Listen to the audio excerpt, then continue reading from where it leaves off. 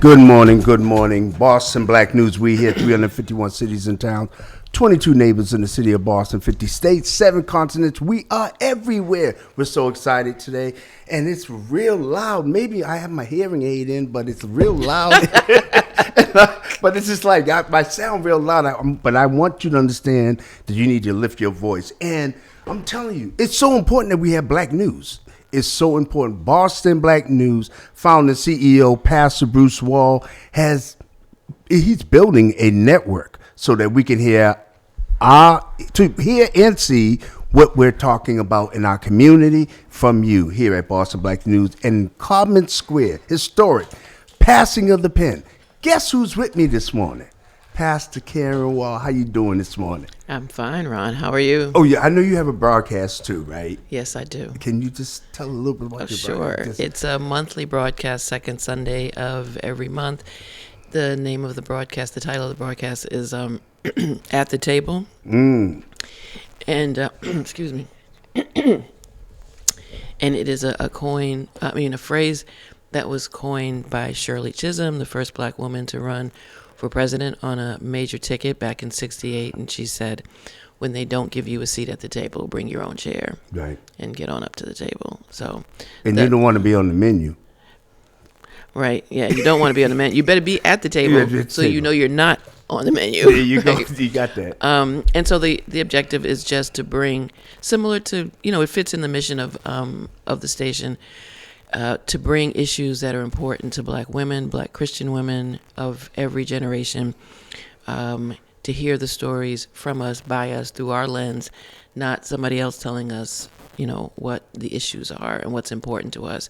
And we've done everything from family, marriage, to a couple of weeks ago I had Congresswoman Ayanna Pressley on. Right. And she made an interesting comment when I shared with her the reason that the broadcast was named as it was. And she actually said that up until this new Congress, she was in Shirley Chisholm's old office. I didn't know that.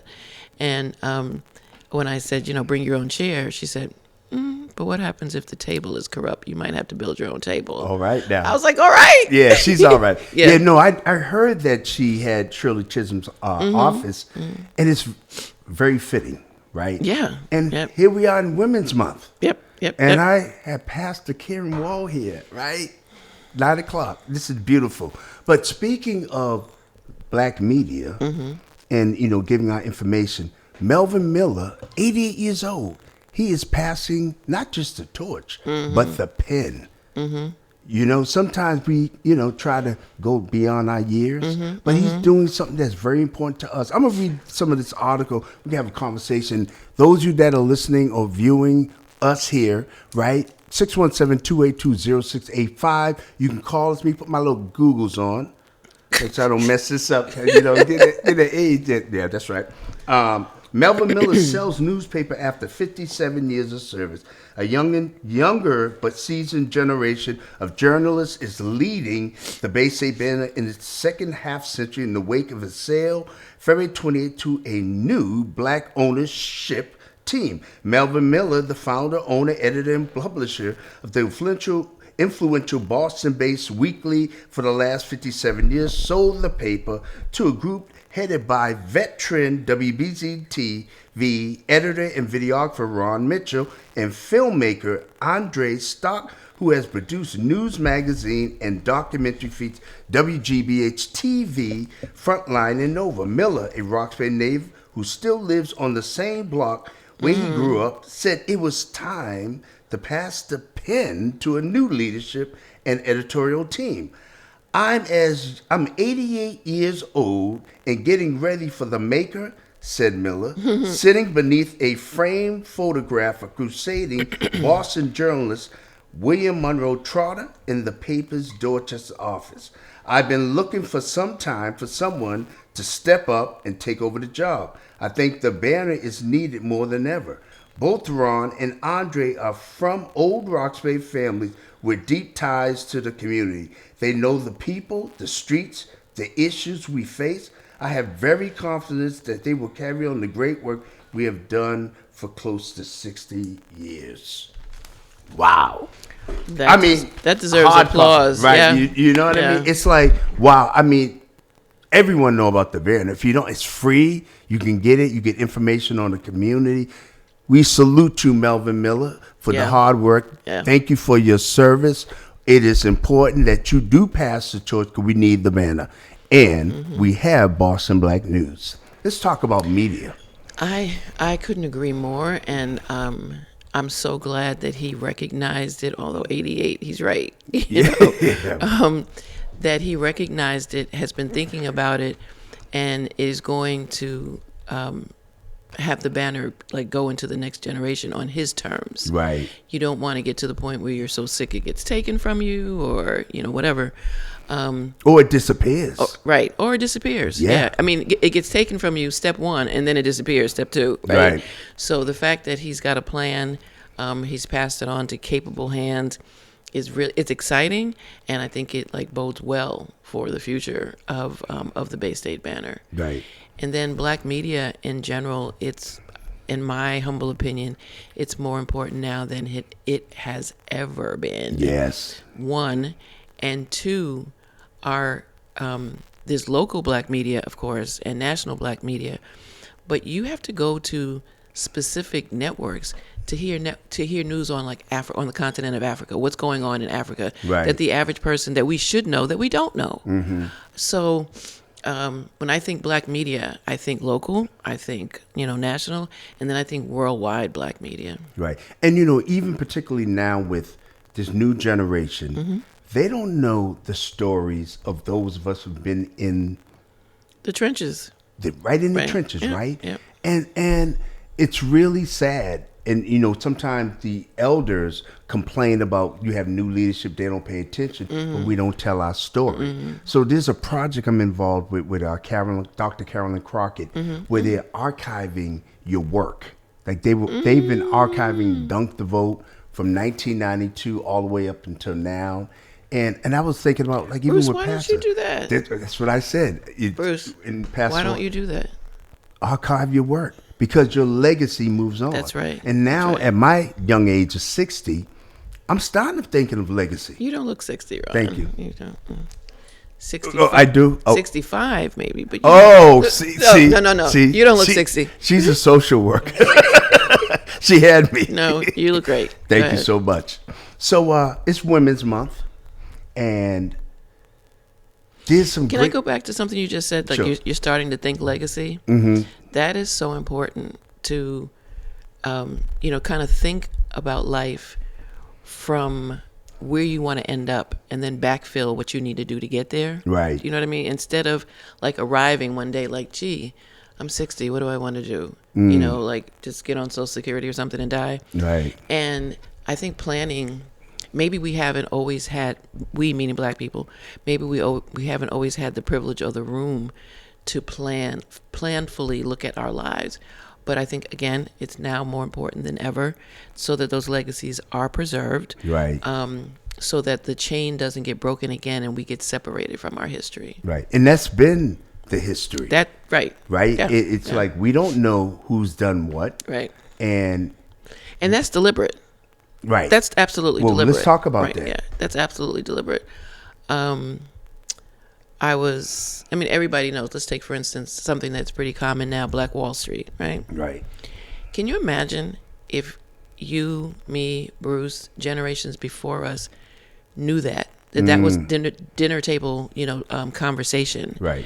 That this is what we did with little to nothing. Because one thing about black people, you can give us scraps and we'll build an empire. Big time. You know what I mean? Right. And so, but that's not how the narrative gets told, because right, it doesn't get told by us. Right.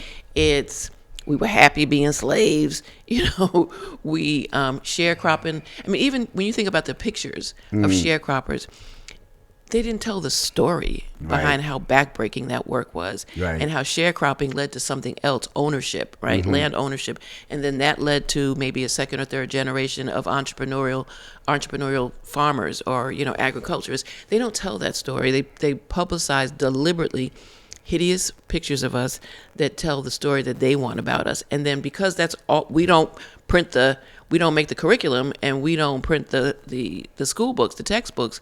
That's what we were taught, Ron. Well, I'm listening to you, right? And Can I say something just before I forget? Go ahead. I'm so Okay. sorry. You know, it's all right. I was. What was I doing the other day? I was looking at something. I was reading something, and it just occurred to me. Oh, it was young people talking about just the future, young black people, and they were talking about how self-empowerment starts obviously with self, Right? And that we generations before them have been taught that Lincoln freed the slaves.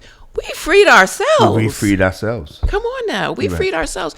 We could have crushed this economy. The United States would have never been a superpower. Right. If it wasn't for us. Right? So don't tell that story that Abe Lincoln, 7'2", whatever he was, that he freed us. That didn't happen. Right.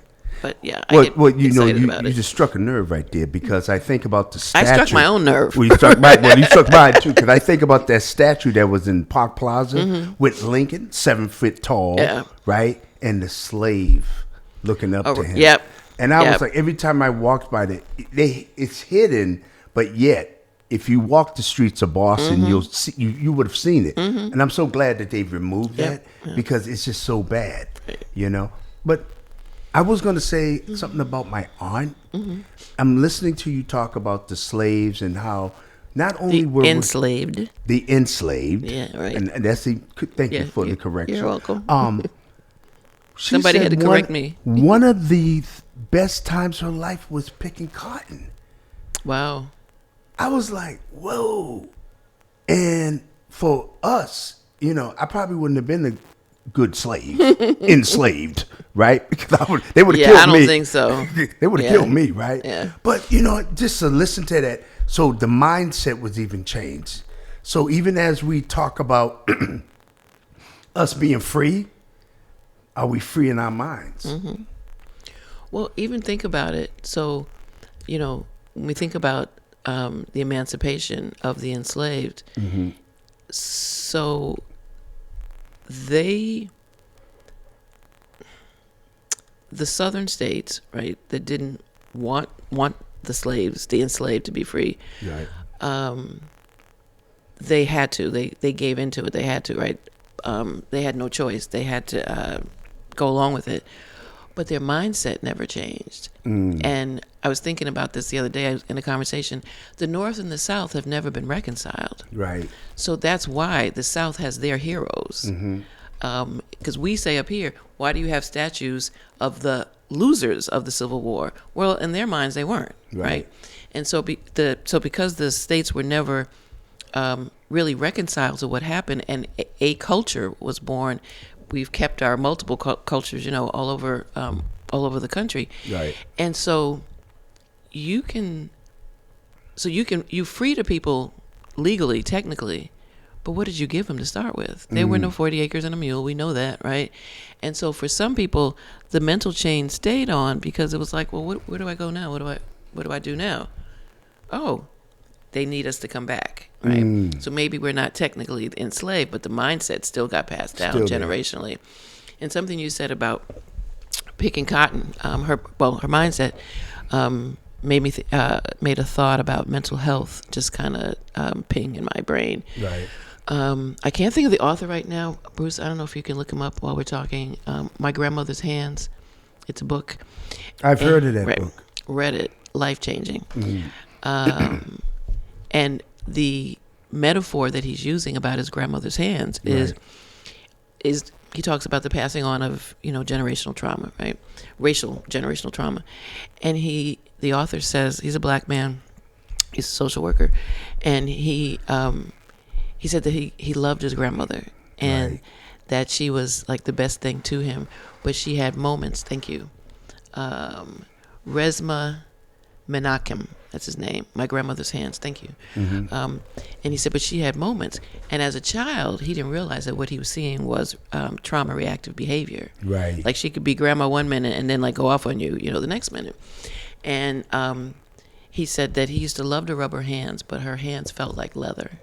Wow. And one day he said to her, like, Grandma, you know, like, why are your hands so rough?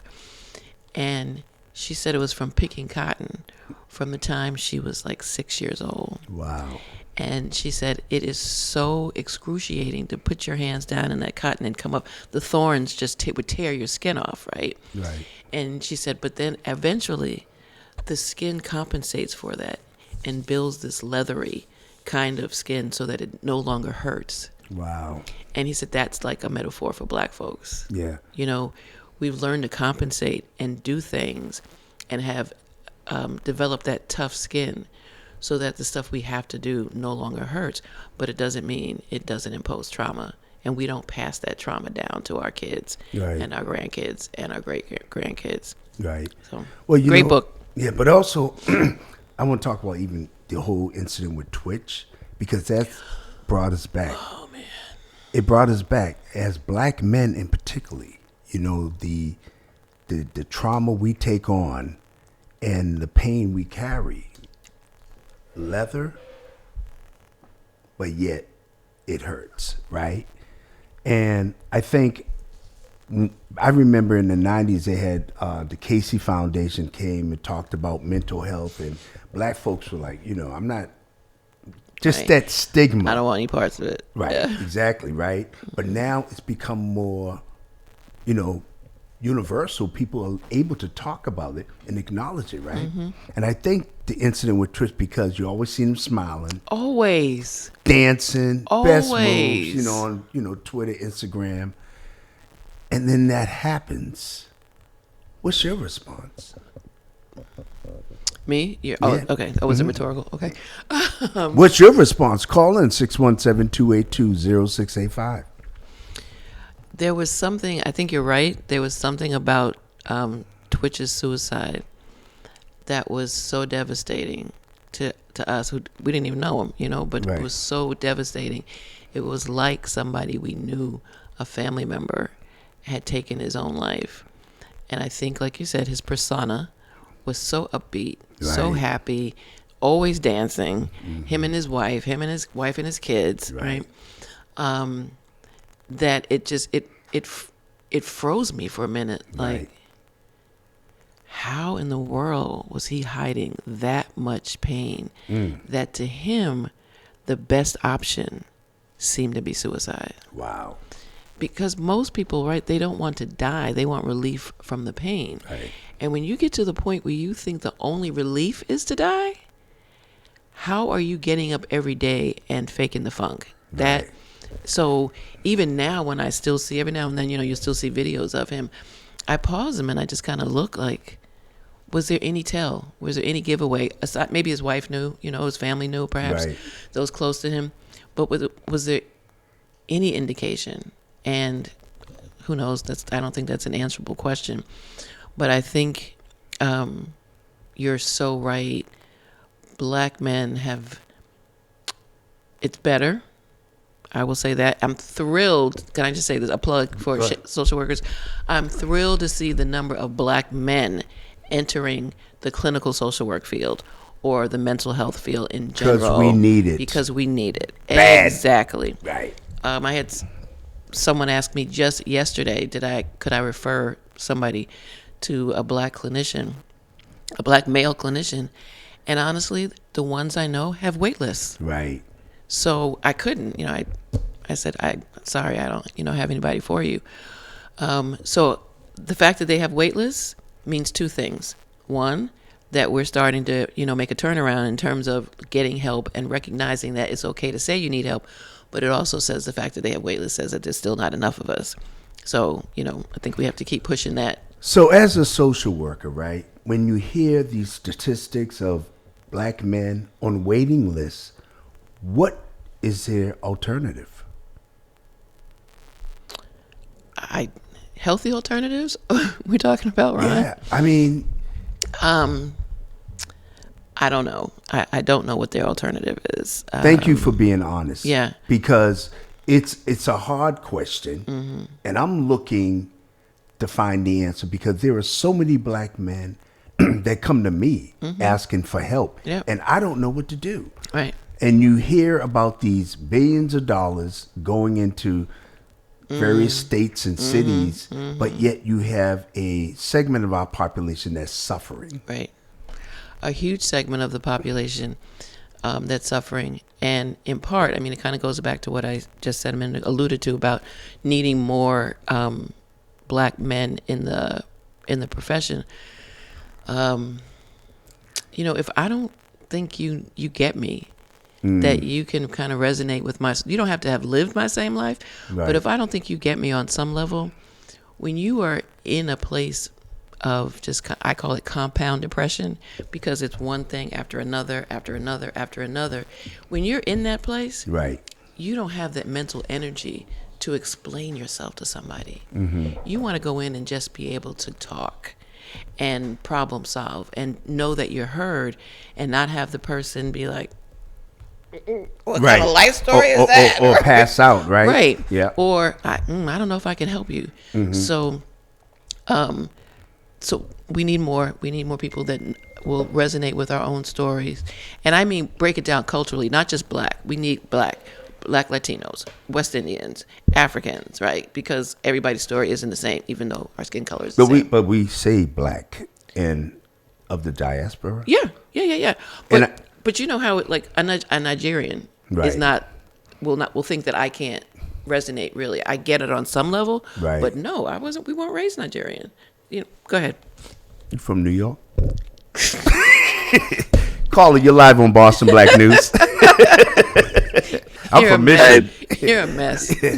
Hello. Peace. Good morning. This is Jamal calling. I knew in. How it y'all was Jamal. Jamal, we got to have Jamal in this convo. Good doing? morning, Jamal. And good morning. And I'm so glad that you're there, because when you're there, they act better. They be on their best behavior. Thank you, Jamal. That's All funny. right. Yeah, I called her mother when she came in. You got to behave. Now, here goes the other thing. I'll start with the banner. Just, I want to do a little bit of fake news here, because it was funny when I saw the headline. A new, younger. Now, I know Ron Mitchell. I think Ron Mitchell might be 78 himself. He's my age. He's my age. All right. So let's not act like Mel Miller passed this on to some 20-something-year-old folks out of college. God bless them. But they're not exactly some young whippersnappers here. Ron Mitchell's been around for a while. I've known the other brother as well, so I actually, jokingly say that, but I do hope that they do take more advantage of some of the social media, the technology that's Absolutely. out there, that they do reach out to some of these local universities and try to grab And some us. kids who are doing right partnership with y'all for sure. Yeah. But some of these young journalists and content creators out there and all that. So it definitely is a chance for the banner to rebrand itself, expand. They're already talking about expansion, so that's good for them. But I don't want nobody to get twisted and thinking Ron Mitchell just got out of college. No. I agree.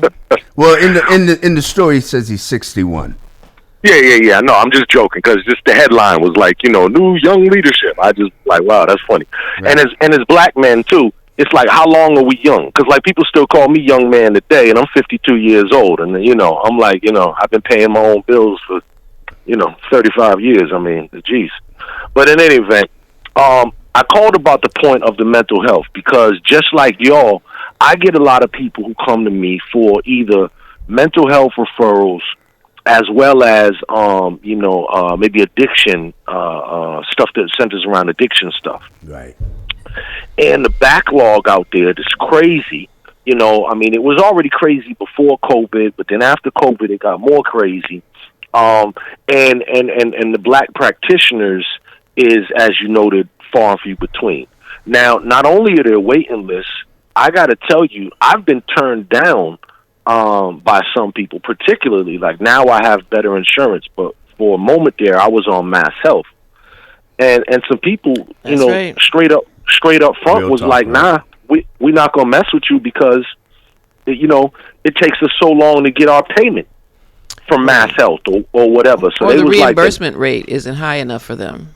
Right, there you That's go. what So it they're is. like, so some people were just refusing that, which is also a problem, because of course many of the people on Mass Health who have financial difficulties or other difficulties, those are some of the people who need that help the most. Right. So there has to be a way, now with the new governor and the mayor and as you said, a lot of the money that's coming through, but also too, right here on this station, I encourage you to try to bring some of those groups in. I know that there's a group of like black psychologists. I know Sister Karin could tell you about, there's like black social worker groups, and and start bringing some of these folks in to try to develop some solutions, because our community is That's a good idea. hurting and stressed out. Right. And ultimately, as a guy in the community who, I do my thing and all that, I struggle too. Right. We and all when you do. say right, and when you say, Sister Karin, like what do people do when they can't get no help? We bite the bullet. We grin and bear it. We just, keep on keeping on and all that type of stuff. Because at the end of the day, what else are you going to do? The options are put one foot forward in front of the other, or go fold up in the corner and cry. Right. So Or get high. Well, Right. some of us do some of us do a combination of all three. Okay. Well, but for real, whatever you got to do to cope. Right. But I'm saying, at the end of the day, we all show up. Right. People are going to work every day or going to school every day, and people are in pain. Right. Now, if you see, Right. hey, what happened to Ron? He ain't been to work all week. Now you might say, oh, that's a red flag. Maybe something is going on. Right. But there's probably something going on every day, and people just got to keep, they got to go, got to pay rent, got to have lights, this type of thing. And we're under so much stress, we have to work out a strategy as a community. And Sister Karin, to your point as well, last week or whenever, finding the professionals in the churches as well. So that's it. I'm going to shut up. thank you. No. No, I don't mean Jamal, that. I no. know, Jamal. I just wanted, yeah. You caught that, Jamal, right? Yep. Couple of things that sparked a thought when you were speaking is, of course, now I just lost the thought. No, I didn't, you know what? No, we're gonna clarify that. When I said thank you, I want to make sure we transition. That's my man. When you said we're going to show up, there's an upside. That's like our superpower, but it's also our kryptonite as well, because for so long, that was our only option. Right. We didn't have the luxury of feeling bad, taking a day off, going on a vacation, even listening to our bodies. What's my body telling me? What's this migraine about? Right. We didn't have the luxury. So, of course, that's how our parents parented us, right? My mother used to tell me, the first time she saw me take a nap when my kids were little, in the middle of the day, Right. she looked at me like there was something wrong with me. And she said, naps are for night, sleeping is for nighttime. You don't sleep while it's day. And I was like, Mom, I'm exhausted mentally, physically. And one day she and I had a conversation, and I looked at her and I said, Mom, I'm really sorry that you didn't have the luxury to listen to your body and to be tired when you were tired. I do. I'm trying not to kill myself, so I'm trying to listen to me. But we were taught to show up. Right. You just do it. And so when that almost becomes part of our DNA. Mm-hmm. And so now when we're trying to reverse that and say, no. It's okay to not show up. Let's normalize the fact that everybody has bad days. Everybody has seasons. Sometimes they're moments, sometimes they're days, they're weeks, but sometimes they're seasons, and they're tough. Right. And that doesn't make you an anomaly. That's actually pretty normal. But you're human. That's what I mean. Right. But my girlfriend used to say, she was like, white women, she said, if they get a hangnail, they're going to therapy. Right? But, we gonna make tough it out. We're going to tough it out. Right. We have another caller, Boston Black News, you're live. Caller? Good morning. Good morning. How are you? Fine. It's so good to hear you on I get a chance to call in while you're on. It's very good. Oh, Pastor Dan? Is this Pastor Yes. Dan? Oh, hey, good morning. My friend, Pastor Dan. We got a whole bunch of callers. So what's your question, Pastor? Okay. Well, no, actually, it was more of a comment. The one thing that I've learned is that we have not been able to get through the crab mentality.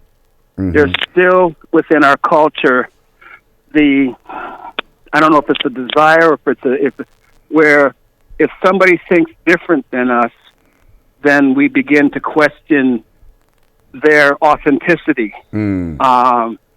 You don't have a black mindset, or you don't talk black, or you don't dress black, or those type of things. And for somebody like myself who's been on the wrong side of that, it's difficult to understand if talking black and dressing black means that I have to discriminate against somebody that doesn't do it, why would I want to do that?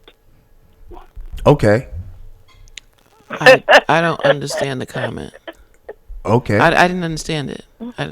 What was, The comment is about the comment is about black people like myself who have never really fit into a quote unquote Afrocentric mold, Okay.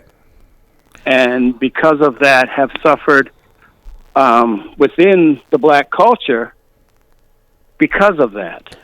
Okay. okay, I think I get it. I think I hear you. Okay, well, Pastor all right. Dan, Yes. I don't know if you're listening or watching, I am. but I am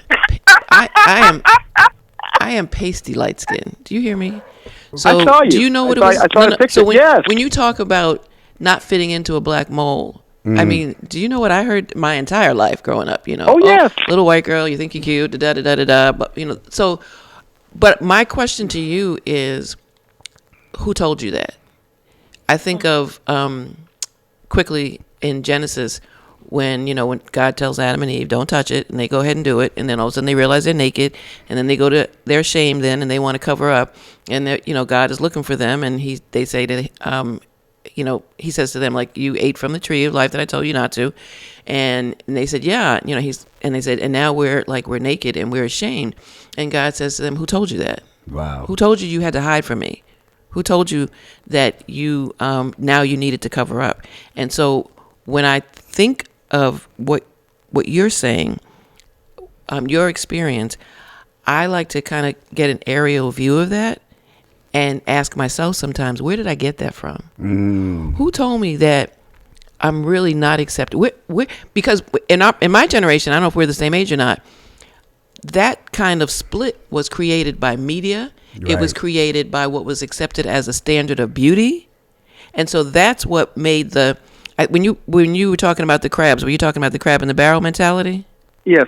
Yes. Okay, so here's my thing. Crabs don't belong in a barrel. No, they don't. So who put them in the so don't look at the put them in- crabs in the yeah. barrel. Who put them in the barrel? Right. That's what we No, want to look I- at. And so the same and- thing with black folks, right? We were never meant to be pitted against each other. Our diversity, our differences are beautiful, and they were fine. So who created that context, that narrative that there was a black standard of whatever, speaking, Of looking, beauty, dressing, of attitude, attitude, of dress, We didn't yeah. create that. So we need to stop looking at each other in the barrel. Speaking of I looking could- at each other, thank you, Pastor Dan. We have so many Oh, I'm callers sorry. on the air. I just want to get some other flavor in there. Caller, you're live on Boston Black News. Me? Am I live? Yes, you are. What? Why? Good morning. This is. Wait. Let me greet you the way I always greet you, brother. All right now, Hey. sis. And Sister Karin. This is Zakia Awake. How are you? Good morning. I'm fine. How are you?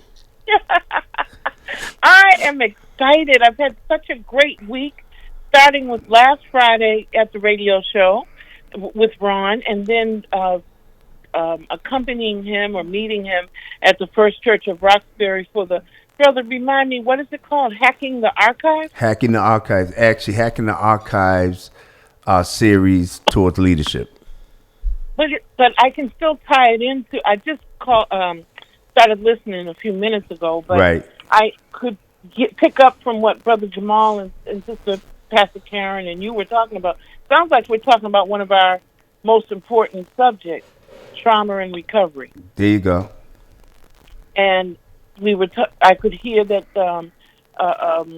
Brother Jamal was concerned about the long wait time for practitioners that could provide the kind of context that we often want as black people. Right. And so those are things that you and I, Ron, we talk about it every time we get together Right. because it's so pressing in our community. And then I also heard that the banner being sold. I got a call yesterday from somebody who asked me, would the publication I'm associated with, Dig Boston, be interested in a partnership with the banner if this person could pull it up? I said, brother, we're already in one. It's Right. just that we haven't used it as much as we possibly could. But perhaps with new ownership, with new ownership often comes new energies, and you can see some new things happening. Let's see if Boston Black News Radio and the other projects up there where you are right now can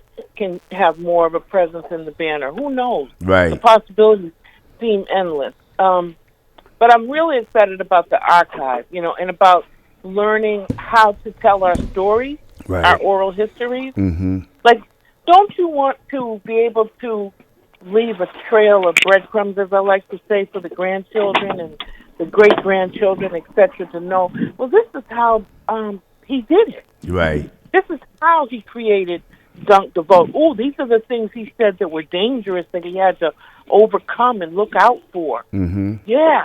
So they don't have to keep making the same mistakes. Let the next generations make different mistakes. Right.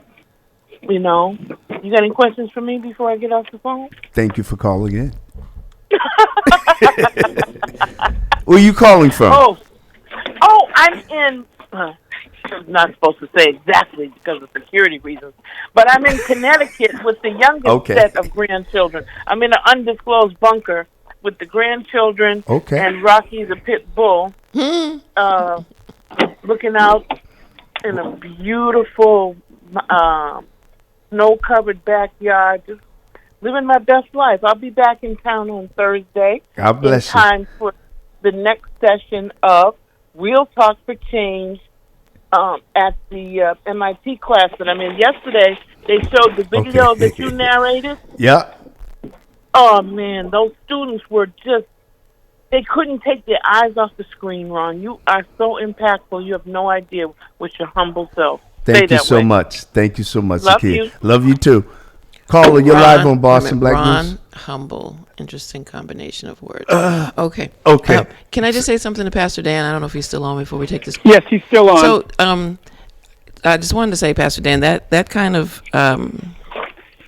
experience can be very damaging, and so I would encourage you to try to take that kind of aerial view that I mentioned very quickly. It's easier said than done. I get it. I've spent my life working on that so that you're not reacting out of circumstances that weren't created by you nor the black people that rejected you, for lack of a better term. So I just wanted to say that. And Ron, take it away. No. I know. No, that's important. And, I think there are a lot of folks grappling with many things in their lives. And it's important that we are able to talk about this. Right. Years ago, when it was introduced to the missionary community, people looked as if, it was taboo. And it's not taboo. Right. You're human. This black man's issues are no better, worse, different, valuable, less valuable than yours. Right. You know what I mean? Everybody's got issues, and they're not going to come the same way. Right. Okay? Right. That's all I wanted to say. And go ahead. What I did, because she's right, you have to. My grandmother was the same color as you are, so I learned all of the. She was a product of a non-consensual liaison with a slave owner, and a slave. Enslaved. So, yeah. So, enslaved. Thank you. And so she was pretty much the same color as you, if not lighter. So I learned all of those comments that you may have heard yourself concerning the color of your skin and your attitude and all that stuff. And I'm sorry to say that she became very bitter and was a very cold, unfeeling person. A lot of it had to do with what she went through. Mm-hmm. So you would think that a person who's been through that would maybe find some more compassion for other people, but in her case, I'm sorry to say, it wasn't the case. No, she reacted out of her trauma. Exactly, and continued to her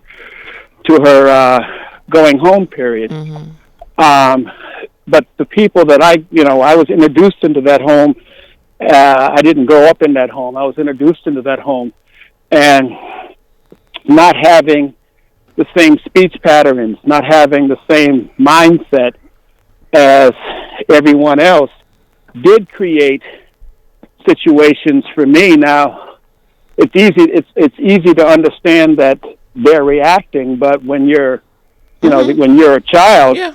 and the people who are coming after you look like Look you, like you. Yeah. Right. it's Yep. difficult. And then when you go out into the world and you find, you find the first time I heard the N-word was by a kid a little boy in when I was in the first grade. Right. A little white kid called me the N-word, and nothing happened to him. I was like, okay. I didn't know what it meant, but I was sure that wasn't right. Mm-hmm. Okay, so yeah, there was all of that, but you would hope. You know what, Go ahead. Pastor Dan? Structural racism that has impacted all of us has. It is not only impacted black folks. It's impacted white folks. They've been robbed of some of our greatness simply because it wasn't told to them. And then many of us have internalized the messages that were sent to us. And I want to encourage you. Your grandmother or great grandmother, whoever the lady was, grandmother. She raised you, or she interacted with you out of what she knew. I always say, if people know better, they do better. And hurt people hurt people. So she imposed that on you and others. I would encourage you, though, if you maybe vacation this year, when you go on vacation and you just have time to think and you're not thinking about ministry and helping other people, to really try to re-envision what that little boy would have been like if he had just been free to be a little black boy, and how your impact with her has grown with you. I mean, you're living it now. I hear it in your voice, and so you never know. You might find other new relationships on the other side of really taking that on and thinking about it. One of the things too, I'm not saying you're not expressing this for her. I just want to put it out there that one of the things I find particularly healing, I can't speak for other groups of people, but because of the systemic generational racism that we have experienced as black people in this country, grace and forgiveness is critical to our healing. Important. And that means you may have to forgive that grandmother who you will never understand why she did what she did and how she impacted you and how that felt as a little boy to be rejected. All of that stuff. You're not going to get those answers. She's gone. But are you going to let that impact the rest of your life? Or are you going to change your legacy? Are you going to change the people that you interact with? Are you going to change how you see things, how you embrace differences? Do you know what I mean? And just be free to be the black man. Be free to be the black man you are. Yeah, that's my thought. I wasn't allowed to pastor until I came to grips with just what you're talking about, being able to forgive all of those people in my younger life who hurt me, and also to be able to understand that in true ministry, all ministry is based on betrayal. You're going to do true ministry. You're going to have to learn to deal with betrayal and rejection and all of that stuff. That was what I needed. I didn't need papers and certificates from different things. God did not allow me to pastor until I came to the realization that what you said, hurt people hurt people.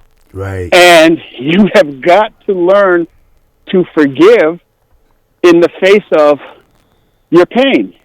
Right. Because that's what Christ did. And if you're going to represent him, you have to do that. So you're absolutely right.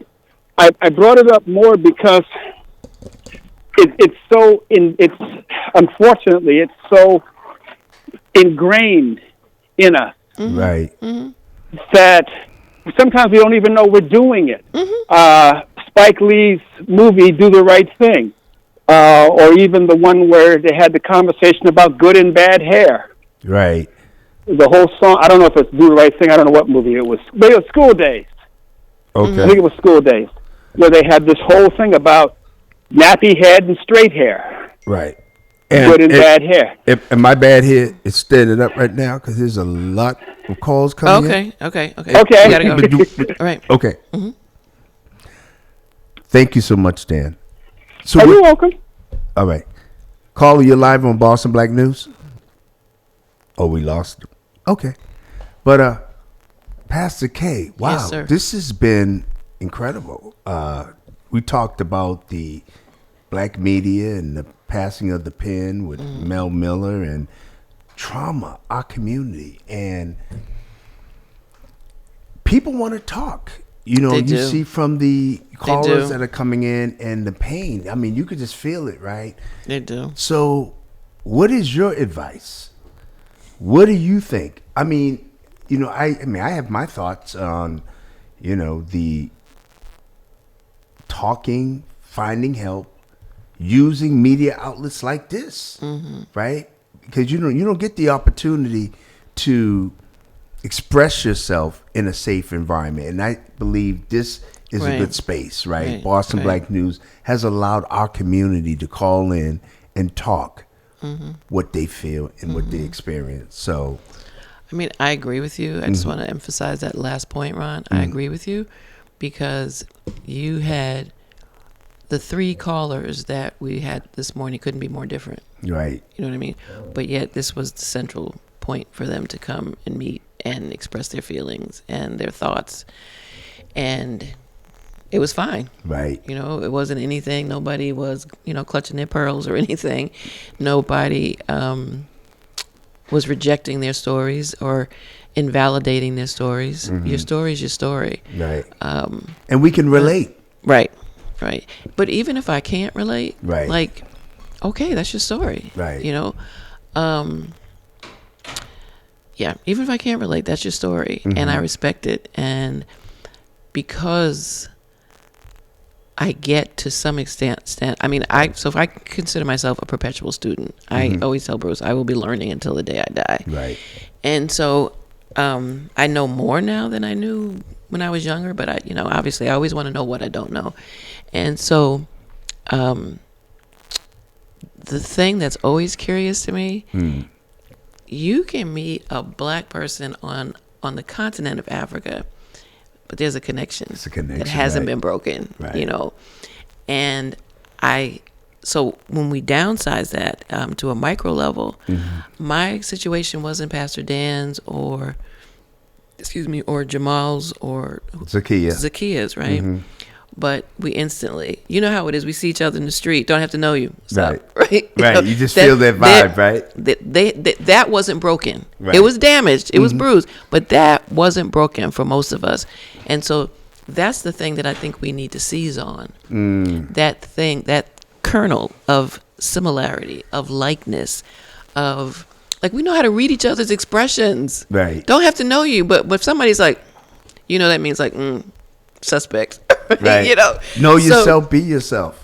Right. So I agree with you. I think just as we've been talking today, and Jamal's comments kind of made me think about more spaces and even what I want to do as I think about retirement. Because I want to retire from the place I'm employed by, but not from this work. I love this, this work.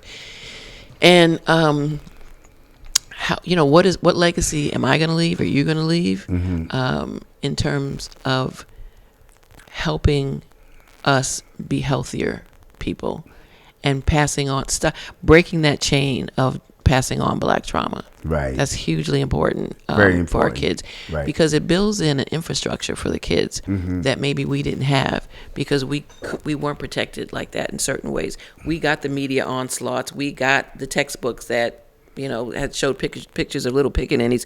We got the stuff about good hair, bad hair, all created to divide us. Right. Light skin, dark skin. Light skin, dark skin, right? Bougie black folks. Well, if that's even a thing, I think it is, but It is. right. All of that stuff.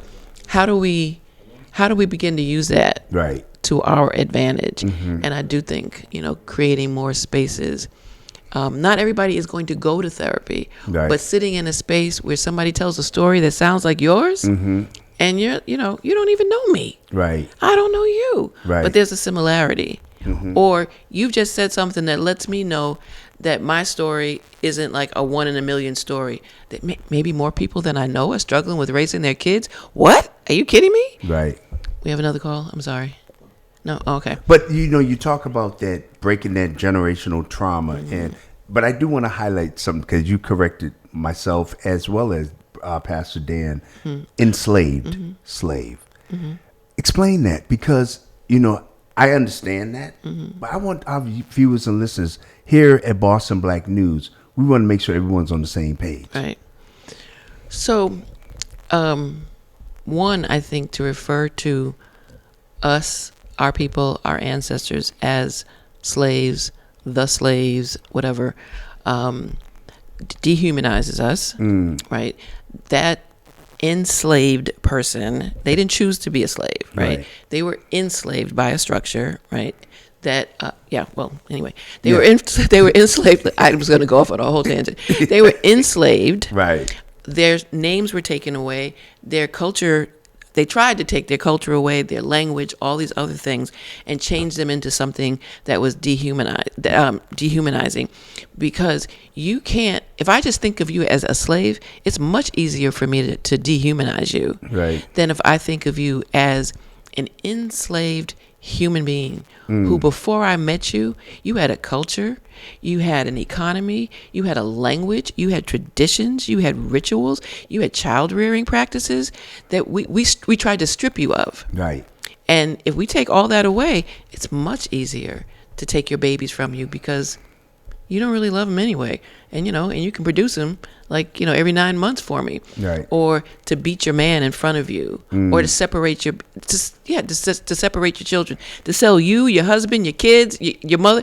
All that kind of stuff is much easier if I view you as simply a slave, something I own, my chattel, versus an enslaved individual who was minding their business Wow. right, on another continent before we decided to go over there and try to strip them of everything, similar to the way they've tried to strip the continent of Africa of all their riches.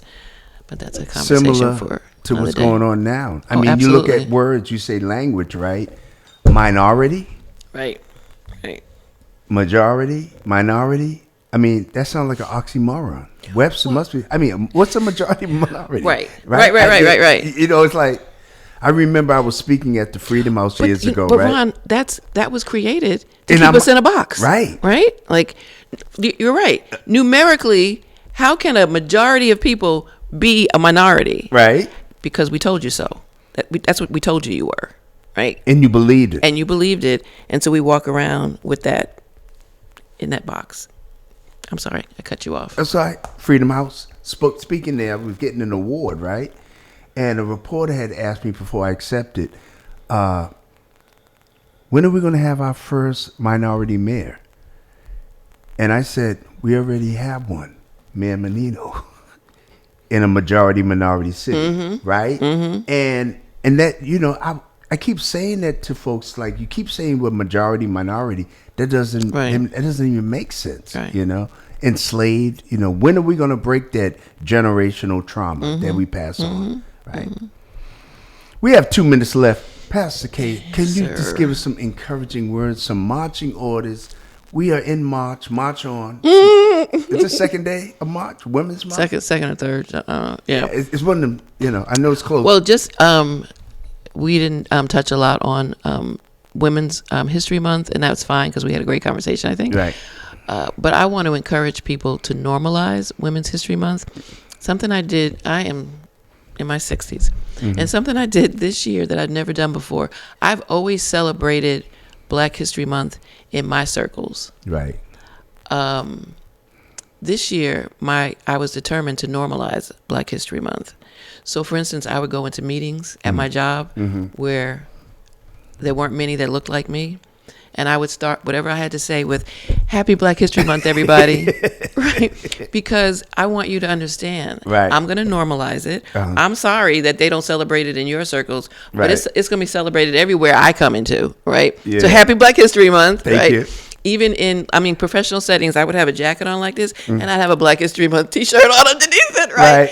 But that's a little thing, and it's funny, but you saw people like do one of those numbers, Right. Because I'm bringing it to you, Right. And so the same thing, I would encourage us this month to think about those women who have been iconic in your family, professors, teachers, people who played little roles in your life, but they made big impact in your life, that Right. kind of stuff. So that we continue that. To me, Black History Month going into Women's History Month, I suppose I should celebrate all women, but I'm really celebrating Black women. So, We celebrate Black women. I bring it everywhere. Bring it. I bring it everywhere I go. We're bringing it to you from Boston Black News. It's been an exciting morning. It has. It's really good. We have a veteran, Haywood Fennell. He's going to be our next guest. Stay tuned. We'll be right back. Do you say right black on purpose? Praise